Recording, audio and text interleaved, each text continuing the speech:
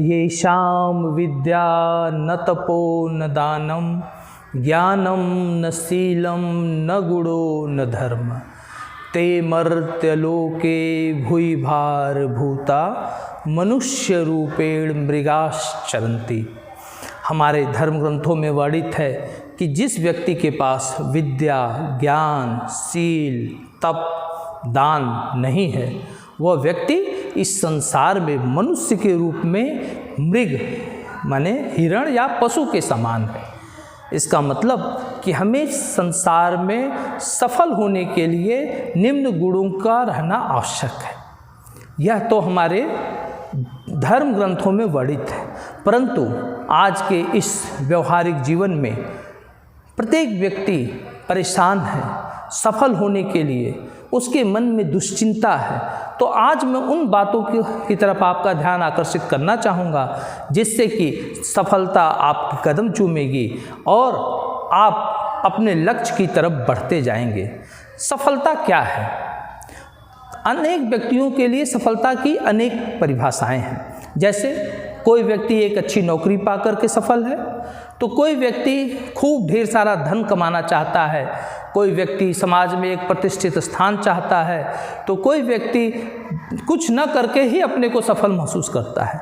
लेकिन मित्रों, मेरे विचार से एक सफल जीवन वह है जिसमें आप सम्मानजनक तरीके से अपनी आजीविका के माध्यम से एक संतुष्ट जीवन जीते हैं और अपने सामाजिक पारिवारिक कर्तव्यों का निर्वहन करते हैं।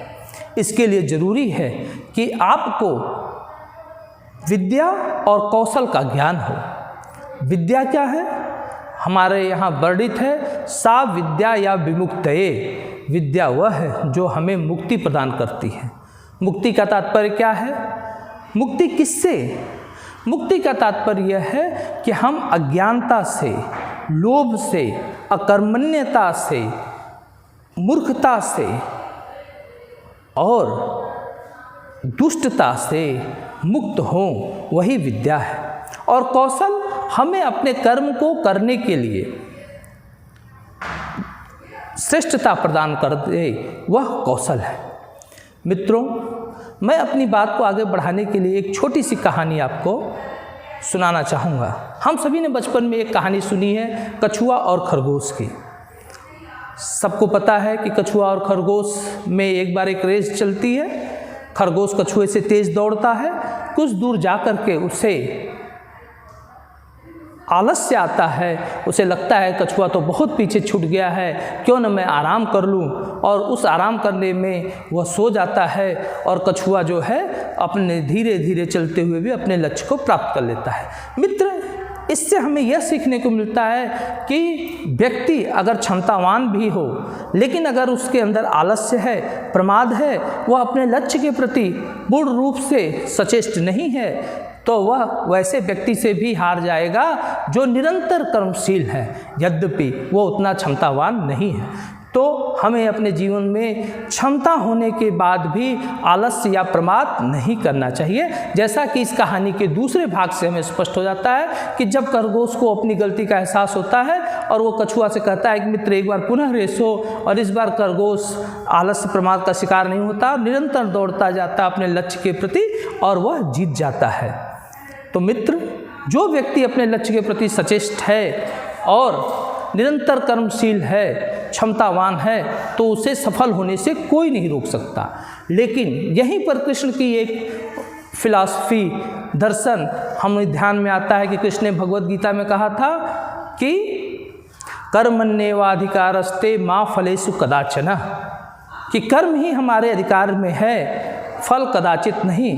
कृष्ण किन परिस्थितियों में, दुनिया का जो सबसे बड़ा कर्मशील व्यक्ति है, योगेश्वर है, वो किसकी तरफ इशारा कर रहा है? तो वह इशारा कर रहा है, इसको हम समझेंगे इस कहानी के तीसरे भाग से।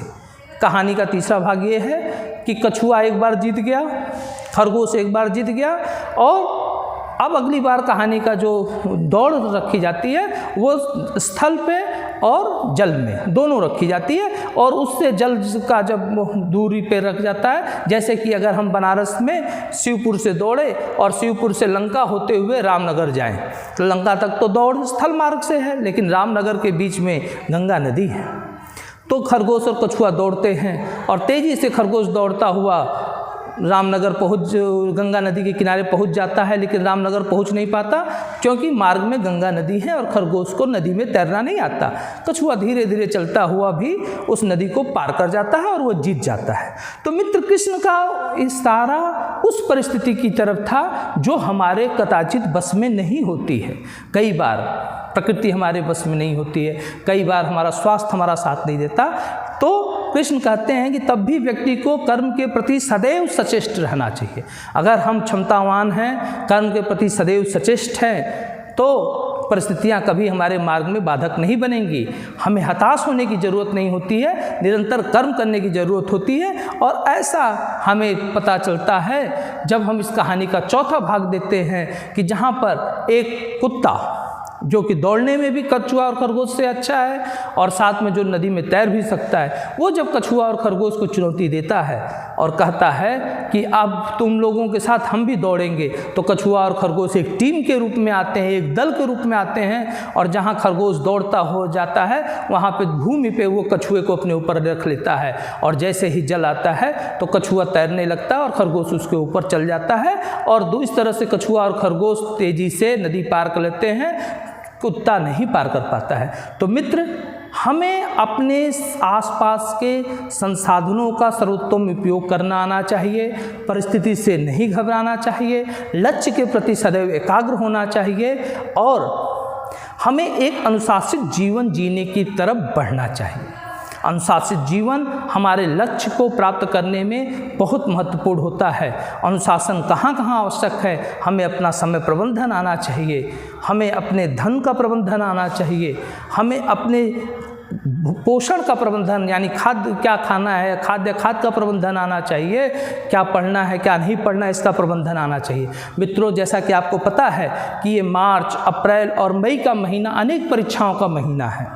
जो हमारे बोर्ड्स के विद्यार्थी हैं या जो हमारे विश्वविद्यालयों के विद्यार्थी हैं या जो अनेक प्रतियोगी परीक्षाओं के विद्यार्थी हैं, उनके लिए ये 3-4 महीने बहुत ही आवश्यक होते हैं, बहुत ही महत्वपूर्ण होते हैं। तो मैं आप सब लोगों को यही कहना चाहूँगा कि अपने जीवन को अनुशासित बनाएं और अपने लक्ष्य के प्रति सदैव सचेष्ट रहें, अपनी क्षमताओं की वृद्धि के लिए सदैव प्रयासरत रहें। और अब सफलता के कुछ अन्य टिप्स मैं अगले अंक में आप लोगों को दूंगा। तब तक आप इनको अपने अभ्यास में लाएं, इन गुणों को विकसित करने का प्रयास करें। धन्यवाद मित्रों।